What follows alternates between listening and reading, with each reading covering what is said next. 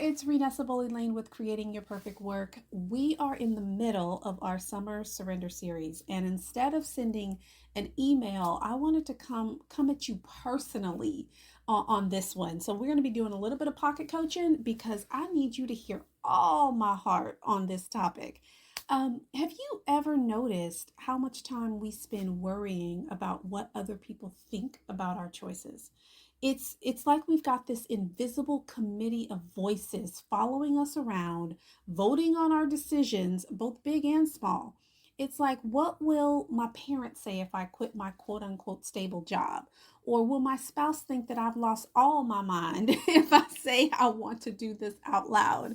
Or my best friend thinks this career pivot is too risky right now. Maybe I should reconsider. So today we're talking about something that just might change everything for you, and that is minding your own business. And when I say minding your own business, I don't mean starting a company, although that might be part of your perfect work journey. When I say mind your own business, I'm talking about this radical act of making choices based on what you truly want, not on what others expect of you, not on what's on the approved choice list from your childhood or your peer group. And so today you get to surrender the need for external validation. And no matter how successful you might appear or how strong and independent you generally are, if you've got any kind of hidden, unrealized craving for external validation, need for external validation, that can put the kibosh on this whole work and life you love pursuit that we've been talking about, right? Let me show you how this plays out. So I used to have a client, we'll call her Kayla. Kayla came to us after a 25-year career that looked successful on paper. I mean, she had the SVP title, great salary, an impressive resume, all the things. But underneath it all, she carried the battle scars from climbing a ladder that had been leaning against the wrong wall for way too long. And so she was resentful of how her last company had treated her. She was insecure about spending 2 decades in one place. She was deeply disillusioned by how much she had sacrificed for work that ultimately felt meaningless to her.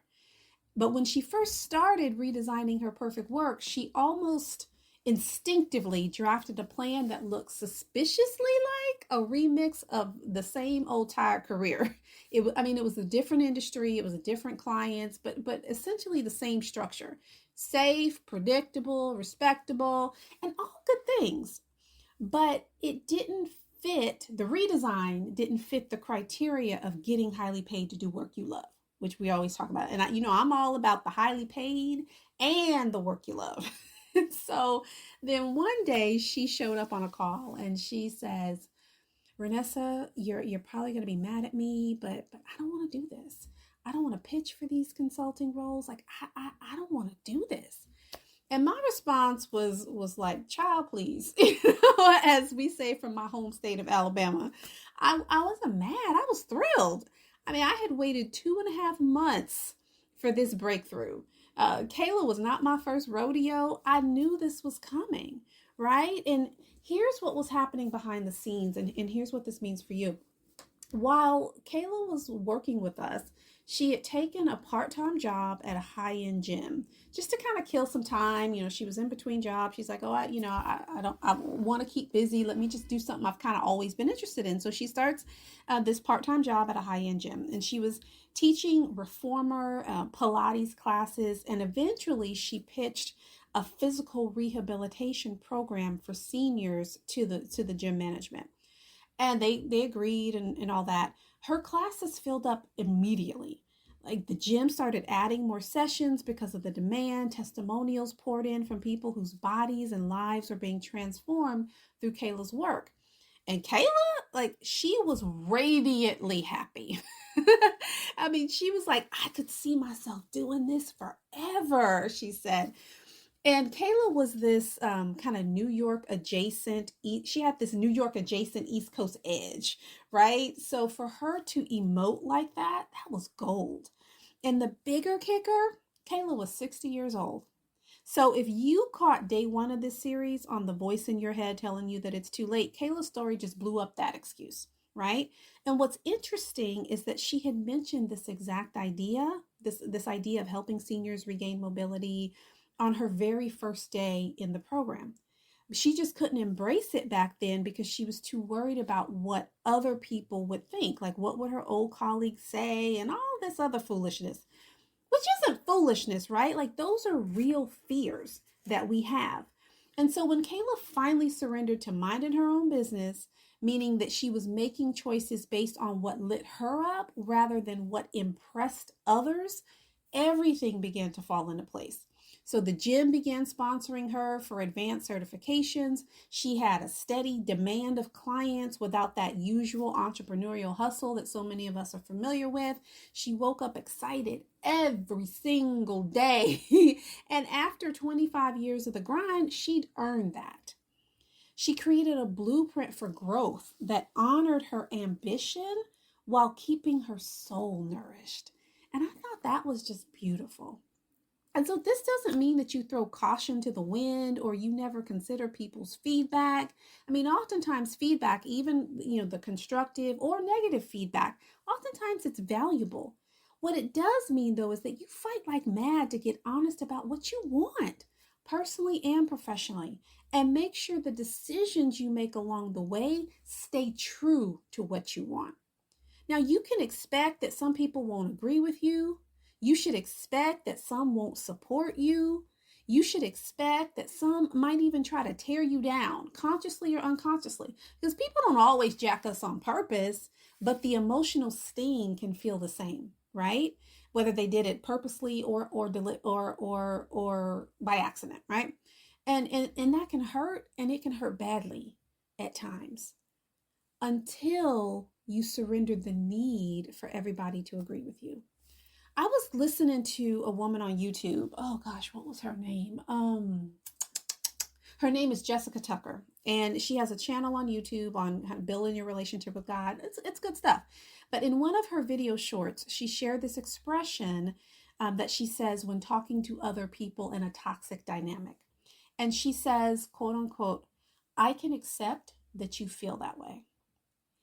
And there's something incredibly liberating about being able to accept that people don't agree with you, to accept that people don't support you in the way you want them to. They're entitled to feel that way. It takes the tension and expectation and obligation out of some relationships. So then you're free to keep it pushing towards your desired end, fully validated from within. In essence, you're free to mind your own daggone business, right? So when I'm tempted to get to wrestling with somebody because they don't have the vision that I have for something, I can move more quickly and say, you know what? I can accept that you feel that way. Let me mind my own daggone business, right? So what does this mean for you? You've got to consider let me think about it this way. Let's think about like kind of this three steps to surrender is like how I like to think about it. So the first thing that you want to do is, one, notice your committee. Pay attention to whose voices are in your head when you make decisions. Are you thinking about your parents or your siblings? Are you thinking about, a former boss? Like Kayla was so caught up for weeks about what her former colleagues would think if she pursued the idea that was burning in her heart. That was literally at the forefront of her mind. Does your committee represent kind of society at large, or what would be considered cultural norms and all that? So just being aware of external influences that can impact you, that's powerful. Step two is then ask yourself the truth question.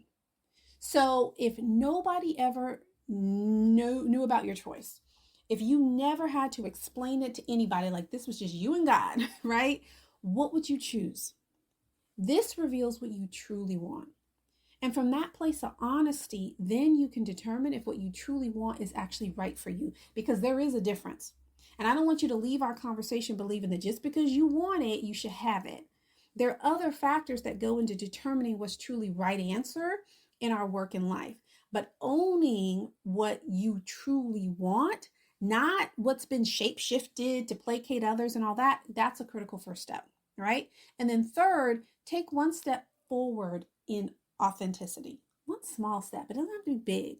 So, whether you're considering changing careers, elevating in your role, starting a business, bringing a big idea to life, whatever it is, you don't have to burn your whole life down tomorrow, right? That's a recipe for procrastination, stuck, not moving, all the things. No, what's one tiny move that you can make towards what generally excites you?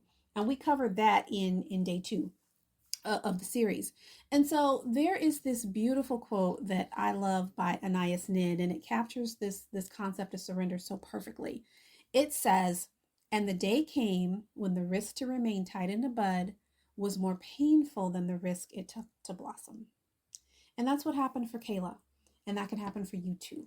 So when you mind your own business, when you make choices based on your inner wisdom rather than all that external validation, then you create space for magic to unfold.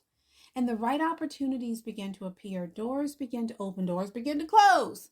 And most importantly, you get to experience the deep satisfaction of living a life that's truly yours. And so I will ask you, and if you are got this by email or whatever, you can reply to me on email and kind of give me your thing. But what would you do if you weren't worried about what anyone else thought? What's that secret dream that you've been kind of keeping tight in the bud, personally or professionally? Like maybe it's time to let that blossom. All right. So until next time, I wish you every success and happiness. Talk to you soon. Bye.